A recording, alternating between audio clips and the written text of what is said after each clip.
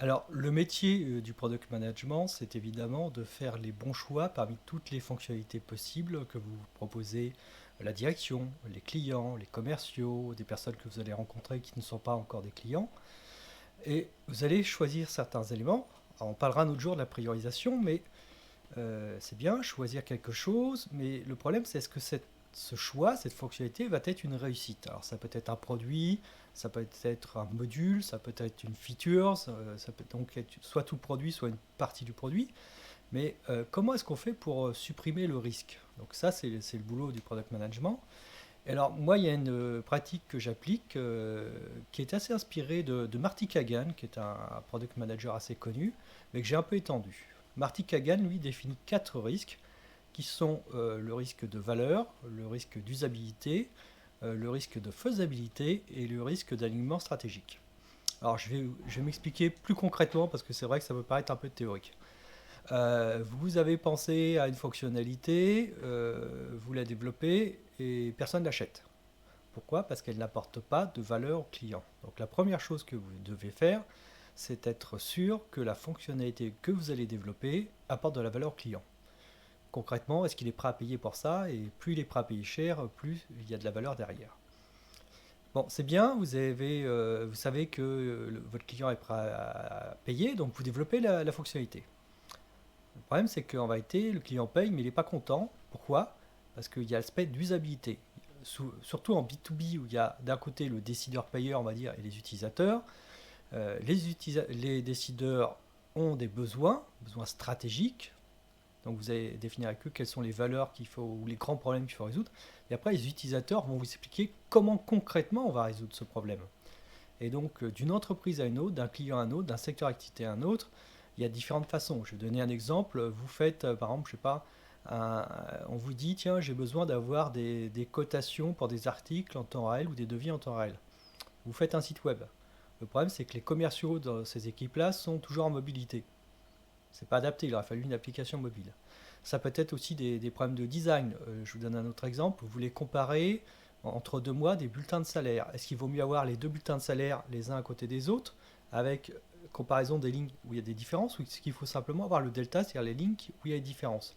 Ça, à part les personnes qui saisissent des payes et qui fabriquent la paye, personne ne peut vous répondre. Donc il faut d'abord savoir est-ce que votre produit a de la valeur pour votre client, donc est-ce qu'il est prêt à le payer? Est-ce que vos utilisateurs trouvent le produit facile à utiliser? La troisième chose, c'est la faisabilité. Parce que c'est bien beau tout ça, vous avez la bonne idée, vous savez comment la réaliser pour plaire au client, mais est-ce que votre équipe technique peut le faire? Ah, parfois elle ne peut pas parce qu'il n'y a pas le niveau, parce qu'il y a de la dette technique, parce que le client demande quelque chose qui n'est pas réalisable, en tout cas pas réalisable pour le modèle économique. On en revient toujours à la valeur. Qu'est-ce que ça rapporte au client? Si ça coûte plus cher que ce que vous pouvez le vendre, ça n'a pas d'intérêt. Donc c'est là où peut y avoir des parties de compromis avec la technique. Donc c'est pour ça que j'estime qu'il faut mieux présenter au plus tôt des idées à la technique pour qu'elle commence à y réfléchir et vous faire un feedback le plus rapidement possible. Donc vous avez un produit euh, que le client est prêt à payer, les utilisateurs pensent que vous avez la bonne façon de proposer ce produit, la technique peut le faire, est-ce qu'il faut le faire? Bah, pas forcément. Pourquoi? Parce qu'on est là pour travailler sur le long terme. Et le long terme, c'est avoir une stratégie d'entreprise. Donc vous pouvez avoir répondu aux trois premiers critères si vous développez quelque chose qui va à l'encontre de la stratégie d'entreprise. Vous allez commencer un peu à écorner votre stratégie d'entreprise et aussi l'ADN de votre produit qui devrait être l'image de votre stratégie d'entreprise. Et que si vous commencez à le faire une fois, deux fois, trois, quatre fois, cinq fois, votre stratégie d'entreprise elle est jetée à la poubelle, donc il n'y a plus personne qui tient le bateau, on va dire, et votre logiciel ne ressemble plus à rien du tout puisqu'il a aucun ADN, il ne se démarque pas du tout. Donc il faut valider par rapport à la stratégie d'entreprise, et c'est là il faut avoir le courage de savoir dire non parfois pour pouvoir gérer la valeur sur le long terme plutôt que des petits coups sur le court terme qui vont écorner l'ADN de votre entreprise et de votre produit.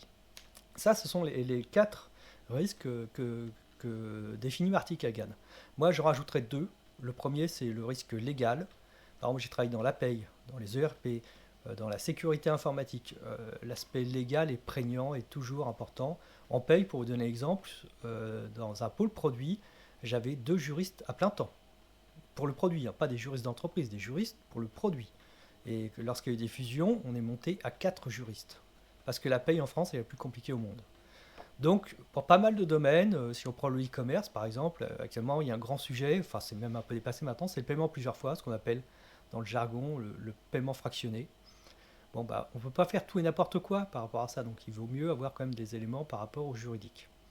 D'ailleurs, actuellement, il y a peut-être une remise en cause du paiement fractionné, justement parce que ça peut fragiliser certaines populations qui achètent tout et n'importe quoi en plusieurs fois alors qu'ils n'ont pas les moyens de l'acheter. Donc c'est quelque chose qui pourra disparaître. Donc la veille juridique aussi est importante. Est-ce qu'on fait quelque chose? Est-ce que cette chose est pérenne ou pas?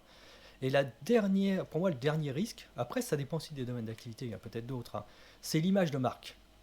Alors, c'est pas toujours aussi important d'une boîte à l'autre, mais je vais prendre un exemple extrême, le luxe, justement, et je vais prendre le paiement fractionné. Est-ce que vous pensez que dans une boîte, par exemple, telle que les stylos Dupont, on va pouvoir payer sur leur site internet en plusieurs fois? Les clients, certains clients aimeraient bien pouvoir se payer ce type d'article qui est quand même assez coûteux. Donc il y a une demande de la part des utilisateurs finaux qui veulent pouvoir l'acheter. Donc l'entreprise qui vend ces stylos Dupont pourrait dire j'ai des clients, donc je peux faire plus d'argent, donc je vais le faire. Mais ça va à l'opposé de sa stratégie qui est de donner une image de produit de luxe. Donc si on ne veut pas écorner la marque, si on ne veut pas écorner le produit, il ne faut pas le faire. Donc il faut aussi tenir compte de l'image de marque.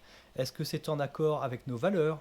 On voit en ce moment l'écologie qui devient quelque chose de prégnant, où on ne peut pas faire tout et n'importe quoi, qu'on soit une entreprise, un PDG ou des joueurs de football. Euh, il y a différentes valeurs sur lesquelles on peut s'interroger. Parfois, certaines fonctions ne sont pas intéressantes. Moi, je pense que le paiement plusieurs fois, par exemple, c'est une erreur, parce que soit on a besoin d'un crédit pour acheter, par exemple, une automobile, pour acheter un appartement, et si on commence à acheter une télé écran plat à crédit, c'est qu'il y a vraiment un problème dans nos finances. On ne devrait pas acheter à crédit des choses, c'est personnel, hein, mais on ne devrait pas acheter des choses qui sont futiles à crédit, parce qu'on est en train de s'endetter pour du futile. Alors futile très agréable, attention, mais il faut savoir gérer sainement ses finances. Donc, toujours confronter certaines fonctionnalités par rapport à l'image de marque, aux valeurs de l'entreprise. Donc voilà, avec ces 6 points, je pense que lorsque vous avez un produit complet, un module d'un produit, voire une feature, ça va, je ne pense pas que ça aille jusqu'à user story, eh bien vous pouvez passer ce crible pour pouvoir dérisquer ce produit et donc transformer quelque chose où on y va un peu les yeux bandés vers une réussite, en tout cas enlever un maximum de risques pour euh, éviter de vous planter.